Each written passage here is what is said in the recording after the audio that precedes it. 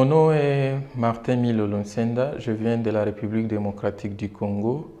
Je suis lauréat de la 3e édition de l'école d'été de Nairobi sur la justice climatique. Et dans mon pays, je travaille pour le réseau congolais sur le changement climatique.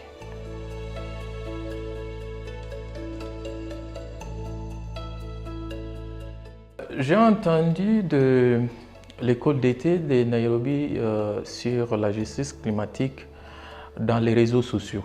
Dans les réseaux sociaux à travers les comptes Twitter de Nairobi Summer School qui a posté l'appel à candidature.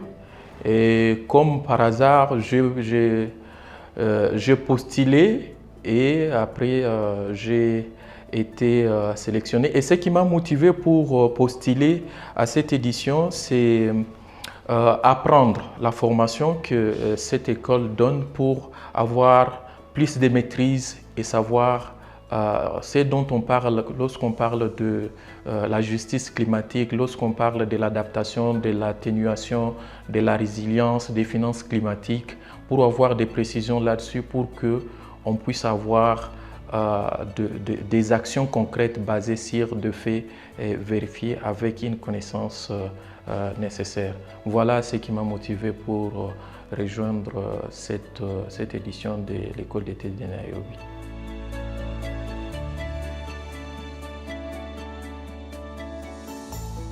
Premièrement, je peux dire que l'école d'été m'a donné l'opportunité de devenir activiste climatique.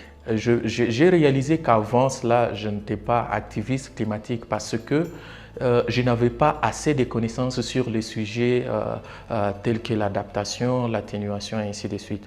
Et les principales choses que j'ai connues, c'est que d'abord, les données scientifiques est vérifiées.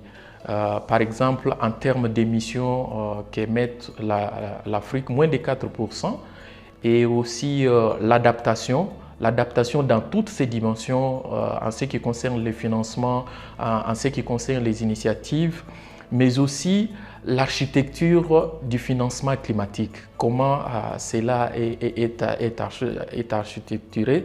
Et l'autre chose, c'est comment faire le plaidoyer, comment prendre l'action à partir de la formation. Et cela m'a vraiment aidé et c'est parmi des leçons que j'ai apprises. Mais il n'y a pas que ça, il y a plusieurs actions, il y a plusieurs leçons que j'ai reçues à partir de Nairobi Summer School.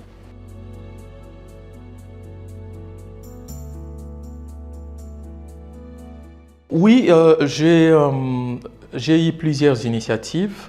À mon retour au pays, nous avons lancé le réseau de jeunes Congolais sur l'adaptation qui englobe plusieurs jeunes Congolais et notamment les jeunes au niveau des communautés locales pour soutenir l'adaptation des jeunes. Comme vous le savez, le changement climatique affecte des milliers de jeunes. Au niveau du Congo, nous avons notamment des problèmes liés aux conflits armés, à la faim, à la migration, au manque d'emploi. Toutes ces histoires-là sont notamment dues au changement climatique.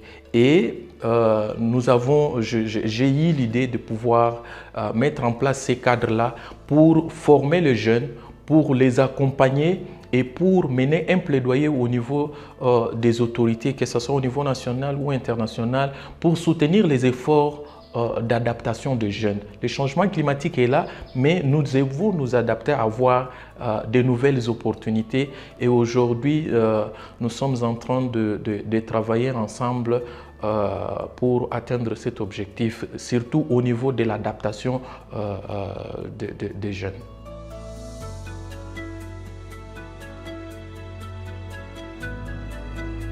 Les événements qui sont en cours ici, notamment les sommets africains sur le changement climatique, était une importante opportunité pour nous faire entendre. Et nous avons vraiment aimé ce qui est ressorti de ce sommet, notamment la réforme de l'architecture du changement de financement climat, la question des marchés carbone et des crédits carbone. Et cela nous donne l'opportunité de savoir que nous avons l'opportunité de pouvoir agir encore pour obtenir l'adaptation au niveau du changement climatique, parce qu'avec la réforme du système financier tel qu'annoncé à ces sommets, cela pourrait donner l'opportunité aux jeunes de pouvoir aussi accéder notamment au marché du carbone, notamment aux finances d'adaptation, même au niveau du Fonds vert climat. Et cela nous aide à pouvoir avoir des perspectives en termes de projets sur le marché carbone pour le jeune, qui est une initiative que nous allons vraiment prendre à notre retour au pays. Et ça a vraiment été une opportunité. Mais ça nous a aussi permis de nous exprimer, d'exprimer les voix ou les idées de jeunes par rapport à l'effet sur le changement climatique. Nous, les jeunes, on est les plus impactés par le changement climatique, mais on n'occupe pas la place qu'il faut au niveau des discussions sur le changement climatique. Dans mon pays, par exemple, en République démocratique du Congo, les jeunes occupent 70% de la population nationale. Et ils sont une masse importante par rapport aux efforts qui doivent être entrepris sur le changement climatique. Voilà pourquoi nous avons dit à nos leaders au niveau du sommet que les jeunes doivent non seulement être une partie de la solution, mais ils sont la solution sur le changement climatique. Il n'y aura pas une solution au niveau du changement climatique sans jeunes. Voilà pourquoi nous avons non seulement salué cette opportunité, mais nous avons aussi mené notre plaidoyer pour qu'il y ait plus d'attention au niveau des jeunes.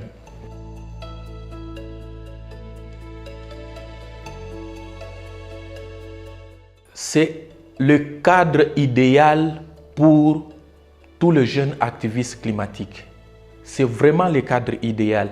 Si vous n'avez pas atteint l'école d'été de Nairobi, en tout cas, il est difficile de se réclamer activiste climatique. C'est un cadre idéal, c'est un endroit où tous les jeunes du Congo, de l'Afrique et même de la diaspora doivent venir pour apprendre. C'est là l'avenir de notre engagement sur le changement climatique. L'école d'été de Nairobi sur la justice climatique, c'est vraiment l'endroit de jeunes. C'est vraiment le cadre qu'il nous faut. Et ça, c'est vraiment quelque chose que tous les jeunes doivent atteindre. Et j'appelle tous les Congolais, tous les Africains, les jeunes, de pouvoir venir à la prochaine édition, parce que moi, je ne suis plus éligible